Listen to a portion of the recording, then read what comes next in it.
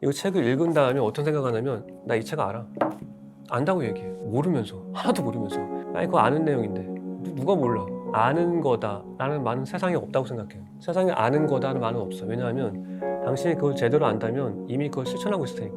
아는 거다는 말은 실천하고 있다고 바꿔야 돼. 근데 실천하지 않고 있잖아요. 그럼 당신은 모르는 거예요. 책을 읽으면서 완전 제대로 알고 실천하기 전까지는 이렇게 말을 바꿔야 돼요. 저는 지금 그거를 알아가는 중입니다. 그거 아직 실천할 가치를 아직 찾지 못했습니다.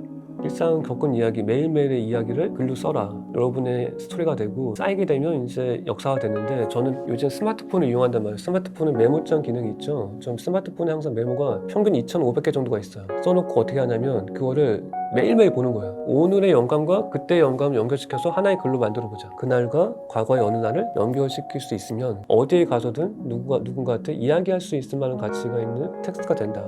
독서와 글쓰기를 통해서 자신을 이전과 전혀 다른 사람을 만들 수 있다. 그렇게 생각합니다. 네, 안녕하세요. 저는 책을 지금 한 70권 가까이 쓴 김종원 작가이고요. 특별히 저는 책을 한 분야에게 독점적으로 쓴 게 아니고 거의 10가지 정도의 분야에 두루두루 책을 썼고, 그 안에서 도움이 필요한 독자께 제가 가지고 있는 지식을 바탕으로 사색을 통해서 도움을 주는 일을 하고 있습니다. 이게 어떤 의미일까 생각해 보세요. 어떤 의미냐면 저라 괴테 그리고 이거랑 박사님 세 사람이 공통점이 있는데 어떤 거냐면 책을 마지막 페이지를 보기 위해서 읽지 않아요. 왜 읽냐면 중간에 멈출 지점을 발견하기 위해서 읽는 거죠. 어디에서 멈출 것인가. 왜냐하면 처음에 얘기했지만 끝까지 멈추지 않고 읽었다는 것은 끝까지 아무런 생각 안 했다는 거예요. 아무런 영감을 받지 못했다는 거죠. 영감을 받았으면 멈춰야 돼요. 영감이 날 멈추게 하니까. 그럼 이제 생각하는 거죠. 여기서 난 왜 멈췄나? 여기서 난 어떤 생각을 했지? 이 생각을 내 일상에 적용하려면 어떻게 해야 될까? 그럼 멈출 수밖에 없어요. 그리고 생각한 다음에 그걸 실천하러 가야 되니까. 근데 많은 사람들이 그렇게 하지 못하는 이유가 뭐냐면 이 책을 읽은 다음에 어떤 생각을 하냐면 나 이 책 알아. 안다고 얘기해. 모르면서. 하나도 모르면서. 그럼 이걸 어떻게 바꿔야 되냐면 제가 SNS 책 하면서 글을 쓰면 댓글에 나오는 주로 댓글에 나오는 게 뭐냐면 아니 그거 아는 내용인데 누가 몰라 이렇게 썼는데 저는 아는 거다라는 말은 세상에 없다고 생각해요. 세상에 아는 거다라는 말은 없어요. 왜냐하면 당신이 그걸 제대로 안다면 이미 그걸 실천하고 있을 테니까. 아는 거다라는 말은 실천하고 있다고 바꿔야 돼. 근데 실천하지 않고 있잖아요. 그럼 당신은 모르는 거예요. 그래서 여러분이 책을 읽으면서 완전 제대로 알고 실천하기 전까지는 이렇게 말을 바꿔야 돼요.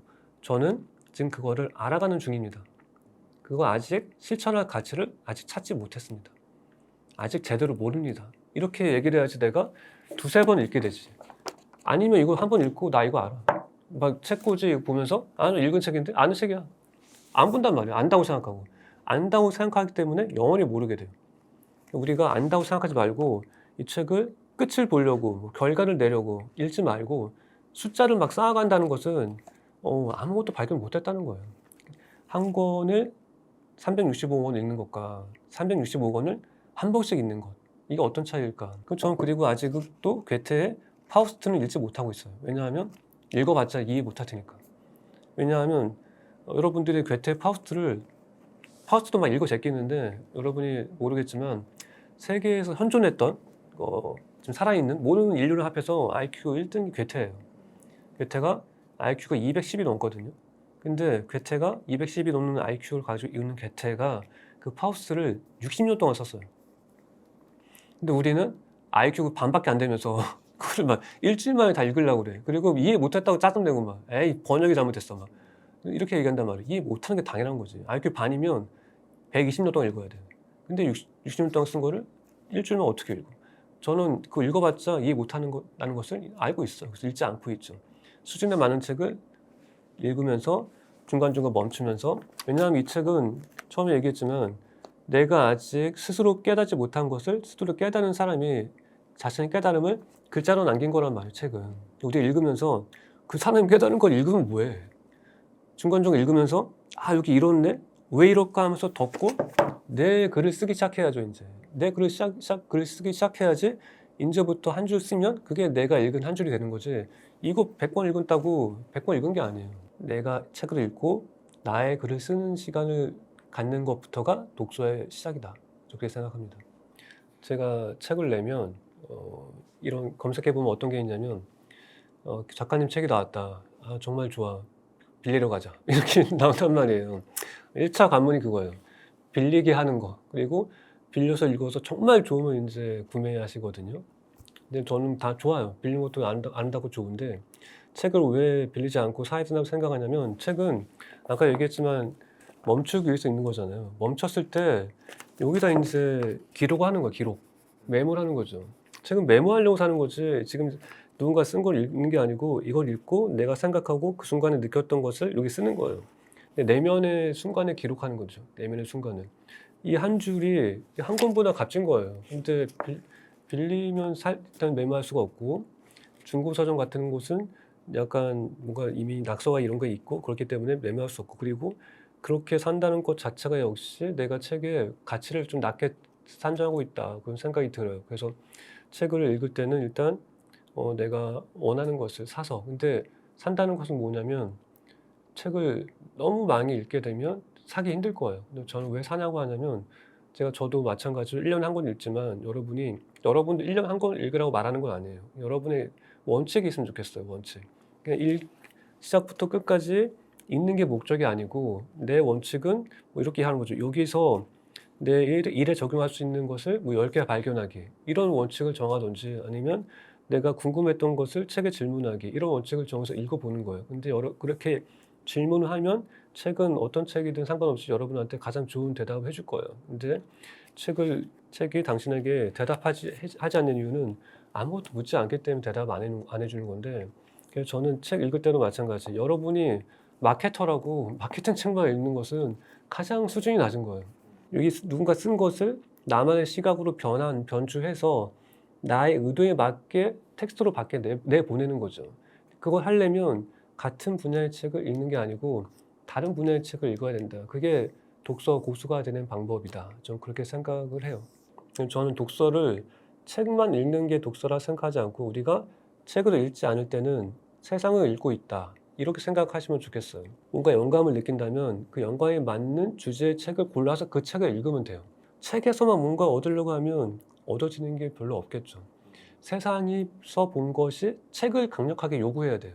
뭘 읽었는데 거기에서 궁금한 게 생겼어. 그래서 그 주제에 대한 책을 이제 고르는 게 독서의 방식이지, 남이 좋다더라, 뭐 서울대 추천 도서더라, 이런 거는 전혀 소용이 없다. 뭐 서점 온라인 사이트 같은 데 보면 연예인 누가 추천한 책 이렇게 나오는데, 아 이걸 보고 책을 선택하는 사람이 있겠는데, 연예인 누가 읽은 책을 내가 왜 읽어야 될까? 이런 생각이 드는 거예요.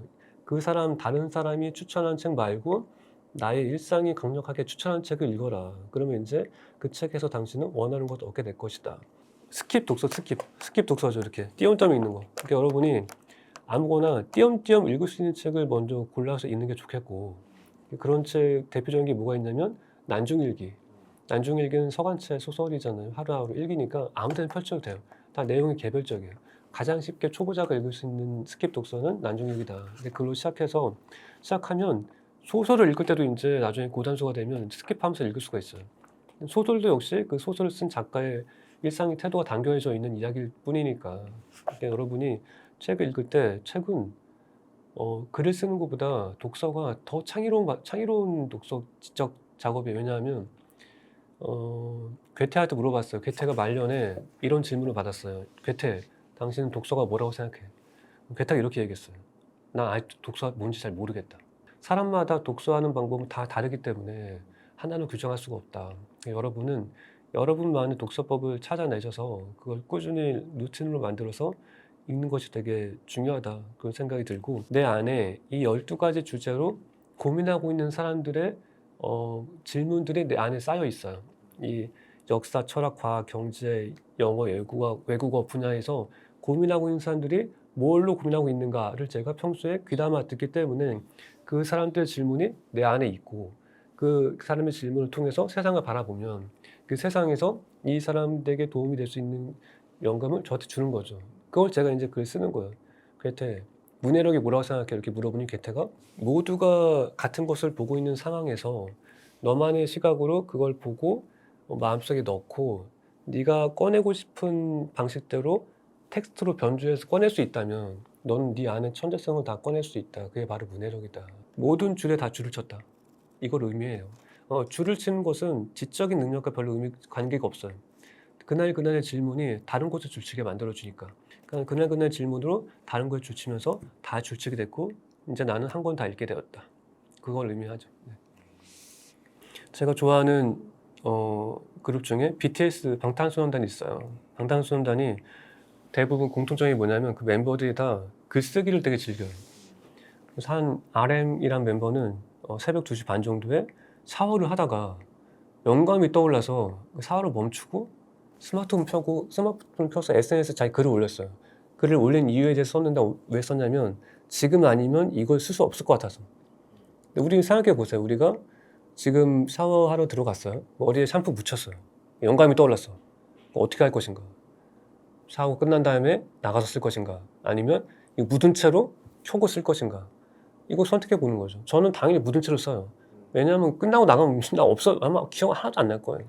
근데 방탄소년단은 그 가치를 알고 있어요. 눈에 샴푸가 들어가도 내가 글 쓰는 건 지금 이 영감은 지금 아니면 없어지기 때문에 그 가치, 언어의 가치, 그리고 글 쓴 거의 가치, 독서의 가치, 내게 지금 떠오른 영감의 소중한 가치를 알고 있는 사람은 그 내 일상을 순간순간에 멈출 줄 알 수 있는 거죠. 멈춰서 그걸 기록하는 게 내가 지속해서 사는 것보다 더 소중하다는 것을 알고 있기 때문에. 자기 일상에 자신감을 갖고 그 자신감이 가진 일상을 매일매일 기록하면 좋겠어요. 사람들에게 좋은 이야기가 맨날 생길 때마다 들을 때마다 너 그거 글로 써. 곧 책이 될 거야. 이렇게 얘기하는데 나중에 만나보면 글로 쓰는 사람은 나랑 여러 맛밖에 없어요. 책을 쓰면 이제 그 이야기는 나의 것이 된단 말이에요. 안 쓰면 이제 다 흩어지는 거죠. 일상 겪은 이야기, 매일매일의 이야기를 글로 써라. 글로 쓰면 이제 그게 여러분의 스토리가 되고 그거를 이제 쌓이게 되면 이제 역사가 되는데 저는 요즘 스마트폰을 이용한단 말이에요. 스마트폰은 메모장 기능이 있죠. 전 스마트폰에 항상 메모가 평균 2,500개 정도가 있어요. 2,500개 써놓고 어떻게 하냐면 그거를 매일매일 보는 거예요. 썼던 거, 과거의 것을 보다 보면 아 이거 좋아. 오늘의 영감과 그때의 영감을 연결시켜서 하나의 글로 만들어 보자. 근데 일기를 몇 개 엮으면 이제 글이 된단 말이에요. 사람들이 읽을 만한, 사람들이 공유할 만한, 좋아요 누를 만한 글이 되려면 그냥 하루의 글이 아니고 그날과 과거의 어느 날을 연결시킬 수 있으면 그게 이제 읽을 만한 글이 된다. 이제 그러면 이제 그게 여러분이 어디에 가서든 누군가한테 이야기할 수 있을 만한 가치가 있는 텍스트가 된다. 좀 그렇게 생각을 해요. 그래서 꾸준히 쓰면서 꾸준히 자기의 과거와 오늘을 연결할 수 있는 사람이 되면 그 사람은 독서와 글쓰기를 통해서 자신을 이전과 전혀 다른 사람을 만들 수 있다. 그렇게 생각합니다. 좋은 직장 구하는 게 되게 힘들잖아요. 저는 직장 구하는 게 그렇게 어렵지가 않아요. 왜냐하면 제가 자격증이 있다거나 그 일에 경력자라서 어렵지 않은 게 아니고 그 일에 대해서 당신이 글로 쓸 수 있다면 당신은 그 일을 할 수 있다.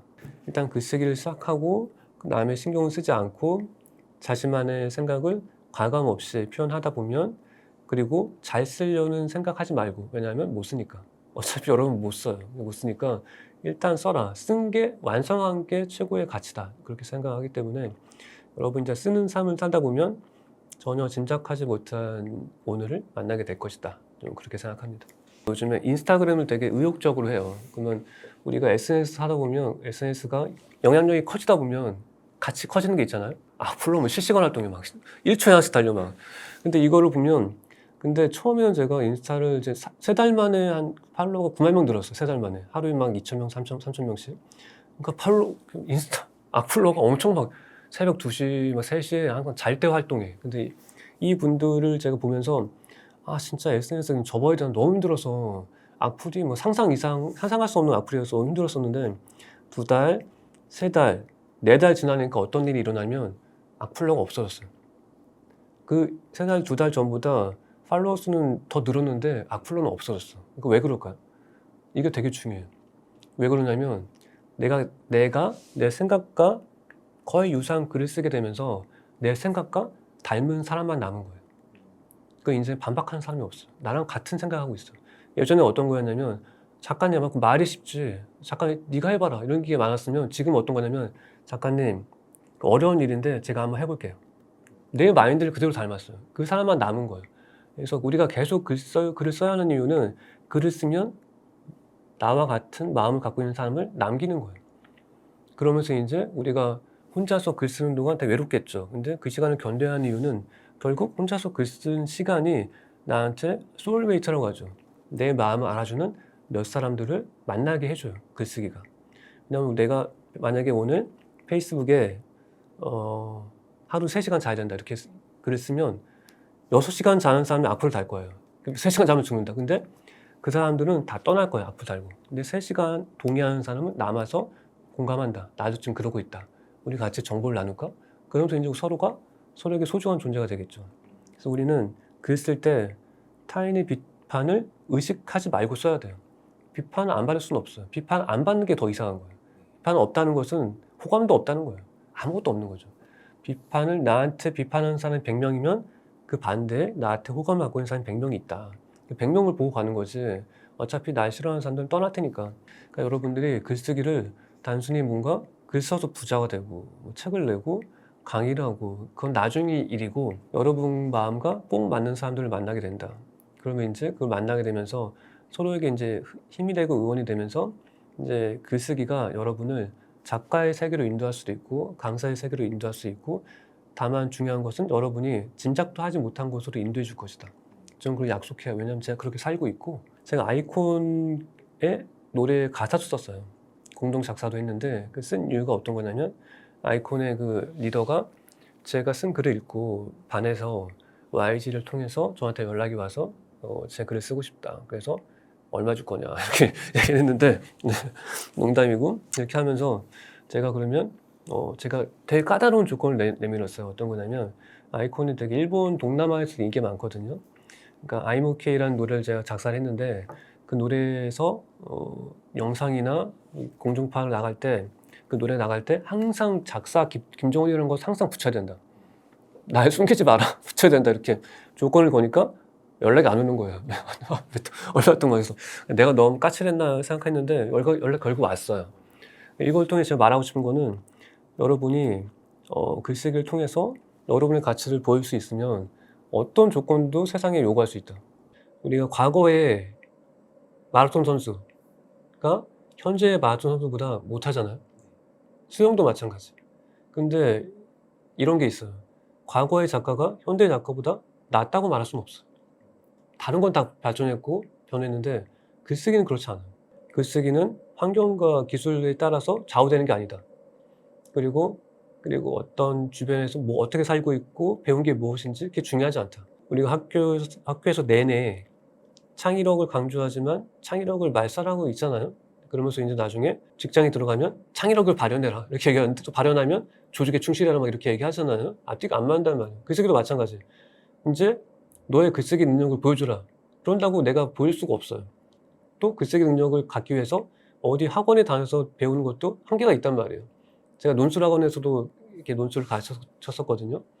그건 논술이라고 볼 수가 없어요. 정해진 답에 입맛에 맞게 쓰는 거기 때문에 그거는 전혀 자기 생각이 없기 때문에 글쓰기는 그래서 늘 얘기했지만 지금 시작해야 되고 지금 당신이 생각하고 있는 거 그걸 써라.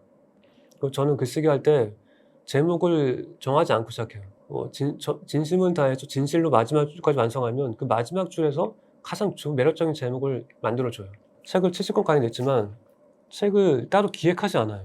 왜 기획하지 않냐면 이 원고 마지막 페이지를 쓰면 마지막 페이지에서 다음에 뭘 써야 될지를 알려줘요, 나한테. 열심히 쓰고 진정성 있는 작가들은 다음 작품이 이 목차 안에 있어요. 이 전 작품의 목차 안에. 왜냐하면 여기서 치열하게 연구했기 때문에 한 단계 나가는 작품을 쓸 수밖에 없단 말이에요.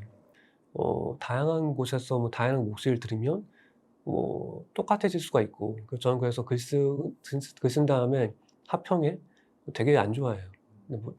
제 싫다는 건 아닌데 왜 안 좋냐면 우리는 비평 받으려고 글 쓴 게 아니에요.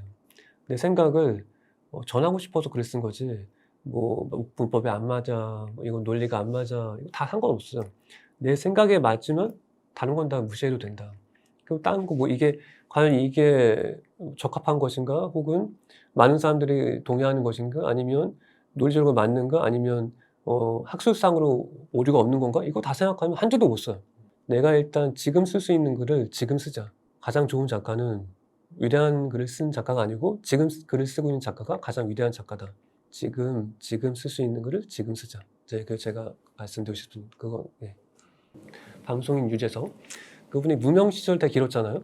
그분의 무명 시절을 벗어날 수 있었던 방법이 뭐가 있냐면, 무명 때 아무 일도 없었을 때, 나머지 다 동기 잘 나갈 때 집에서 모든 예능 프로그램 다 녹화해가지고 비디오 넣어서 봤어요. 출연자들끼리 대화하면서 리액션 할 때, 그럼 저 사람이 이렇게 답할 것 같다. 그리고 그보다 더 재밌게 하려면 어떻게 하면 좋을까? 계속 멈추고 프레이하면서 연습한 거예요. 아무도 유재석한테 출연을 신청하지 않았지만 유재석은 스스로 연습하면서 출연한 것보다 더 이상의 내공을 쌓게 된 거죠. 그 내공이 결국 지금 유재석을 만들었고, 지금도 유재석 방송을 보면 그때 연습했던 것들이 나온 게 어떤 게 있냐면, 한 방송 출연자가 나와가지고 자기 할머니 얘기를 하면서 자기 할머니가 화투를 치기 위해서 만주벌판을 건너갔다, 이 얘기를 했어요. 그 얘기를 출연자가 할 때는 하나도 안 웃겼어요. 그때 유재석이 딱 끊었어요. 똑같이 얘기해줬어요. 수많은 만주벌판에서 수많은 일이 있었는데 화투 치려고 건너는 사람은 유일할 것 같다, 이렇게 얘기하니까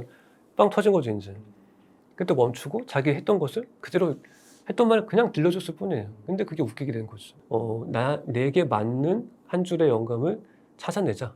그래서 우리가 뭐 10시간을 유튜브 보더라도 그 한 줄만 찾아낼 수 있다면, 그리고 그 하루를 보너스로 버는 거예요. 좀 그렇게 생각해요. 한 줄만 남길 수 있다면 우리는 가치를 남긴 것이다, 그렇게 생각합니다. 저한테 한 교수님이 이렇게 말씀하셨죠. 세상에 글 잘 쓰는 사람 되게 많아. 그런데 계속 쓰는 사람은 별로 없어. 계속 써봐. 그럼 잘 될 거야. 멈추지 말고. 그게 저는 많이 기억에 남았고, 그럼 내가 지금 왜 이거 쓸데없는 짓을 하고 있나? 글 써야 되는데. 여러분 봤을 때 되게 잘 된 사람들, 그 사람이 어떤 삶을 살고 있는지. 워렌 버핏, 빌 게이츠, 그 스티브 잡스, 그리고 페이스북의 주커버그, 이 4명 공통점이 뭔지 아세요? 대학교 중퇴했어요. 다 중퇴한 사람들이에요. 왜 중퇴했을까? 졸업해서 발견할 수 있는 것보다 지금 먼저 가서 내가 찾을 수 있는 빛이 더 빛났기 때문에. 그럼 저는 중퇴를 하면서 어떤 생각이냐면, 한 6개월 더 다녀서 졸업했으면 좋았을 거 아니냐, 이렇게 말해본 사람한테 전 어떻게 대답했냐면, 6개월 빨리 시작할 수 있는 걸 나한테 선물해 준 거다. 6개월 나한테 더 시간을 선물해 준 거다. 지금 이렇게 빨리 내가 사는 일상을 멈추고 어디에 도전하면 좋을까, 이거를 빨리 찾았으면 좋겠어요. 찾았으면 좋겠는데, 그 찾기 위해서 필요한 게 그냥 찾을 수 있는 게 아니잖아요. 어떻게 하면 찾을 수 있을까? 삶을 살다가 중간에 멈추는 사람만이 자기의 길을 갈 수 있다고 생각을 해요. 왜냐하면 가야 할 길이 보이니까 멈춘 거기 때문에. 멈추지 않는다는 것은 자기 꿈이 없고 희망이 없다는 걸 전 뜻한다고 생각해요. 부지런한 게 아니고 아무 생각이 없거나 뭘 멈출 만한 가치를 찾지 못하거나 지점을 찾지 못했기 때문에 쭉 그냥 가는 거죠. 무서우니까, 두려우니까. 그냥 스펙의 크기는 두려움의 크기다, 전 그렇게 생각을 하는데, 하나도 부끄럽거나 아무런 생각이 없었어요. 그거에 대해서. 근데 전 이런 생각을 했죠. 3년 안에 1억 달성하겠다. 연봉 1억을 3년 안에 달성하는 법에 대해서 좀 말씀드리고 싶어요. 근데 저는 이걸 해봤기 때문에 뭐라고 얘기할 수 있냐면, 주식 재테크하지 말고 연봉 재테크해라. 주식은 내가 어떻게 할 수 있는 게 아니지만 연봉은 네가 어떻게 할 수 있다. 거의 대부분의 금액을 저축하고 어머님 드리고, 딱 첫 해에 뭘 했냐면, 강남에 있는 호텔 멤버십 카드를 끊었어요. 연봉 1억 이상 받는 사람들이 제일 많이 오는 곳이 어딜까? 떼거지로, 호텔 로비, 커피숍. 거기 항상 사람들이 거기 앉아있으면 뭐 대기업 회장들, 중소업 회장들, TV에서 보는 사람들이 거기 다 앉아서 얘기하고 있어. 얘기하는 거 듣고 있었죠. 그래서 그들의 애티튜드는 어떻고, 말할 때 어떻게 하고, 리액션은 어떻고, 다 들리니까. 이 사람들은 하루를 되게 농밀하게 살고 있다. 그 농밀함의 기준을 제가 그때 정했죠. 어떻게 정했냐면, 그걸 제 삶의 원칙으로 만들어 놓는데, 하루 1일 1식, 그리고 하루 2시간 운동 독서, 하루 3시간 수면. 이게 제가 정한 1, 2, 3 법칙이에요. 1일씩 2시간 독서, 운동, 2시간씩, 하편 4시간이에요. 3시간 수면. 이걸 제가 그때 시작했어요. 시작하고 3년 안에 정말로 연봉 1억을 달성했죠. 의지가 이끄는 일상을 살았다면 이제는 사색이 이끄는 일상을 살아라. 이제 네가 어디로 가야 할지 방향을 잡아야지 무조건 열심히 해서는 네가 만족할 수 없다. 그래서 이제 제가 하루 4시간 사색, 4를 추가해서 1, 2, 3, 4 법칙을 추가해서 이제 4시간 사색을 선택했어요. 그러면서 이제 어떻게 살아야 될 것인가, 그리고 어떻게 질문해야 될 것인가, 난 무엇을 찾아야 될 것인가, 나 개인으로 침잠하면서 나 자신을 이제 연구하게 된 거죠. 제가 고등학교 2학년 때까지는 95kg 나갔었어요. 그래서 완전 비만이었죠. 그때와 지금 제가 다른 게 뭐냐면, 제가 먹는 음식, 제 일상을 재화하게 되면서 제가 이제 지성의 길로 들어섰다, 이런 생각이 들어요. 어떤 거냐면, 내 몸 안에 지방이 빠져나가면서 그 안에 지성이 차지하게 되었다, 이런 생각이 드는데, 왜냐면 우리가 자꾸 우리 주변에 보면 평생 다이어트란 말 있잖아요. 다이어트는 평생 하는 거다. 이거를 거꾸로 말하면 뭐냐면, 나는 다이어트에 내 시간을 다 쏟고 있다, 평생. 내가 먹고 나서 먹은 걸 빼려고 또 시간을 보내고 있는 거야. 안 먹으면 시간을 안 보낼 수 있는데, 우리는 그러니까 먹고 나서 먹은 걸 빼려고 그거 걱정하느라 정작 가장 필요한 걸 못 하고 있어. 우리가 만약에 내가 먹는 것과 쓸데없는 걸 제어할 수 있다면, 내가 정말 꼭 필요한 시간은 내 시간을 투자할 수 있단 말이에요. 하루 3시간 잔다고 하면 마찬가지야. 아까 제가 하루에 3시간 잔다고 하면 이런 질문이 있어요. 그러다 죽어요. 그래서 죽어요. 그러면서 어떻게 할 수 있냐? 어떻게 3시간만 자냐? 이렇게 물어본단 말이에요. 그거는 아무런 가치가 없는 질문이에요. 이렇게 바꿔야 돼요. 어떻게 바꿔야 되냐면, 무엇이 작가님을 3시간만 잠들게 하나요? 그러면 이제 그 가치에 대해서 나한테 들을 수가 있어요. 저는 잠자는 가치보다 잠자는 것 좀 양보하고 그 시간은 사색과 글쓰기에 투자하는 게 저한테 더 가치가 있기 때문에 그걸 내가 희생하면서 할 수 있는 거다. 근데 그게 웃으면서 하는 희생이다. 결코 슬픈 희생이 아니고, 나를 만나려면 내가 살고 있는 곳 주변 반경 500m 안에 들어와야 된다. 나는 멀리 안 간다. 왜냐하면 내 시간 소중하기 때문에. 뭔가 내 삶의 원칙을 만들어 놓으니까 어떤 일이 일어나냐면, 아무도 날 안 만나. 네, 친구가 다 떨어져놨어. 지인이 없어. 아무도 없어. 왜냐하면 그럴 만한 가치가 내게 그때는 없었으니까. 그럴 만한 가치를 가지려면 내가 어떻게 해야 될까? 살면서 그럴 만한 가치를 쌓는 건 되게 힘들어요. 이제는 사람들이 저를 만날 때 항상 한 달 전에 얘기를 해요. 시간 괜찮냐고. 늘 괜찮긴 한데 일단 제 원칙을 잡았으니까. 각자의 원칙을 정하게 된다면 그 원칙이 삶의 태도를 바꿀 수 있지만, 그게 독서, 책을 읽을 때도 마찬가지로 영향을 미친다고 생각해요. 그래서 저는 모든 게 다 서로에게 영향을 미치고 있고, 독서에서든 글쓰기에서든 당신의 삶에서 당신의 가치를 발현시킬 것이고, 당신을 더 이전과 다른 삶을 살 수 있게 도와줄 것이다, 그렇게 생각합니다. 그래서 각종 SNS 보면 나 호텔에서 찍은 사진, 일상이 돼 있는 사람들은 굳이 사진을 찍어서 볼 필요가 없고, 안 찍어도 그 정도 예상할 수 있게 되는 사람들은 안 찍어도 되는데, 뭔가 좋은 차 타고 있고 해외여행 떠났고 퍼스트 클래스 타고 있고 이런 거 있잖아요. 이런 걸 보면 이 사람은 아직 거기에 도달하지 못했구나라는 것을 스스로 증명하는 것이다. 아는 사람은 알아요. 그 모르는 사람은 또 거기에 혹할 수 있겠죠. 그걸 아는 사람이 되자. 그걸 알려면 뭐가 진짜고 뭐가 가짜고 이걸 구별하려면, 여러분이 설명으로 끝나는 삶을 살게 되면 설득하는 가짜들도 쉽게 알 수 있어요. 가짜에 속지 않게 되죠. 그리고 인생에 후회를 남기지 않게 되고, 인생에서 나를 현혹하는 온갖 가짜들로부터, 가짜는 딱 보면 알게 되니까. 왜 나랑 전혀 다른 결이 느껴지기 때문에. 여러분이 진짜면 가짜한테 속을 리가 없다, 그렇게 생각합니다. 여러분이 아마 유럽 가본 사람 알겠지만, 에펠탑 앞에 가면 에펠탑에서 혼자 서 있으면, 아무 생각 없이 서 있으면 남 사진 계속 찍어줘야 돼요. 세계 각지에서 온 남 사진들, 정말 제가 한참 찍어주고 있었어요. 안 되겠다, 도망가야지 했다고 생각하면서 다시는 찍지 마자 도망가려고 하는데, 저기서 이제 사진 찍어달라고 할 것 같은 연인이 이제 오는 거예요. 그 남자가 이제 저한테 오더니 저한테 이렇게 얘기를 했어요. 어떻게 얘기했냐면, 제가 당신의 시간을 조금 빌릴 수 있을까요? 그의 전속 사진가가 된 것처럼 엄청 예쁘게 찍어 노력한 거죠. 막 이렇게 무릎 꿇고 막 눕고 막 하면서 막 잘 찍어주려고. 근데 그게 바로 그 말의 힘에서 나온 것이다. 나한테 허락을 구하는 거죠. 해달라는 게 아니고, 해줄 수 있겠어요? 당신이 원한다면, 가능하다면. 근데 그렇게 말한다는 게 되게 쉽지가 않아요. 전 그래서 인문학을 되게 오랫동안 연구하고 관찰했지만, 인문학의 끝은 소중한 사람들한테 예쁘게 말하는 것이다. 예쁘게 말하는 것이 생각만큼 쉽지 않아. 부모님 많이 느낄 거예요. 부모님도 마찬가지로 아침에는 사랑으로 충만한 데 있잖아요. 근데 애가 땡깡 부기 시작하고 막 난리치면 저녁에는 내가 이런 사람이었나 살 정도로 바뀌면서 이제 예쁜 말이 안 나오죠. 내면의 힘, 자존감, 모든 게 다 필요하다고 저는 생각해요. 그래서 인문학의 끝은 예쁘게 말하기이고, 내가 상대방이 듣고 싶은 말을 내가 하는 게 아니에요. 이걸 어떻게 얘기할 수 있냐면 제가 강의 요청을 많이 받다 보면 제 금액 기준에 맞지 않는 강의 요청을 받으면 되게 애매해요. 돈 얘기하기가 쉽지 않기 때문에. 또 제가 예쁘게 말하기 전도사인데 어떤 거절도 좋은 거절은 없어요. 아무리 예쁘게 거절해도 날 싫어하게 돼 있어. 전 근데 그러면서 어 가끔은 거의 돈이 되지 않지만 갈 때가 있어요. 의미가 있으면 가거든요. 그럴 때 어떻게 얘기하냐면 보통 이렇게 얘기할 거야 아마. "내가 원래 안 가는데 내가 이번엔 그냥 특별히 갑니다." 이렇게 아마 얘기할 텐데 전 그렇게 얘기하지 않고 "가겠습니다. 의미가 있으니까요." 이렇게만 딱 얘기해요. 그러면 인제 그 사람은 뭘 느끼냐면 내가 이 사람한테 받고 싶은 이야기를 그 사람은 나한테 인제 생각하게 되는 거죠.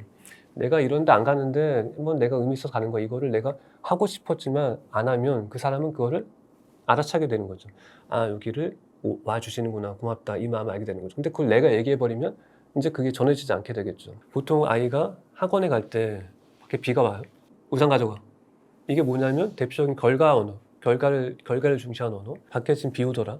그럼 인제 어떻게 될까요? 빈둥빈둥하다가 밖을 보겠죠. 생각이 시작하는 거예요 인제.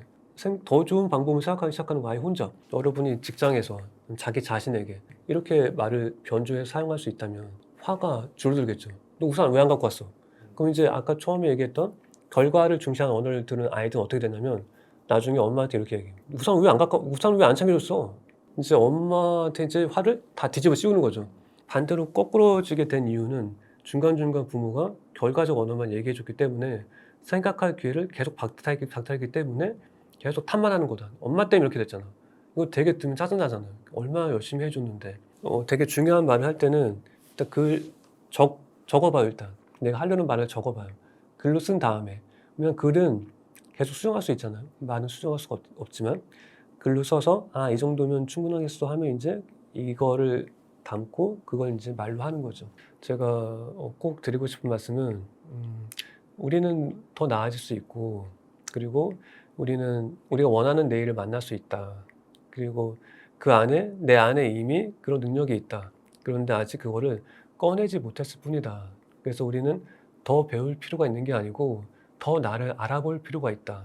나를 더 파헤치고 나를 탐험해 보고 내 안에 있는 것들을 어떻게 밖으로 꺼낼 것인가 그거를 인제 알아보면 된다. 그래서 여러분이 힘들게 고생해서 공부하려는 생각은 인제 잠시 접어 놓고 나를 돌아보면서 내 안에 있는 것들, 내 안의 재료들을 어떻게 하면 조합해서 세상에 필요한 게 제공해 줄 수 있을 것인가. 그거를 인제 여러분이 하나하나 알아가는 삶을 살면 좋겠고 그 안에서 독서와 글쓰기를 통해서 더 빛나는 그 지성을 세상에 보일 수 있으면 정말 좋겠습니다.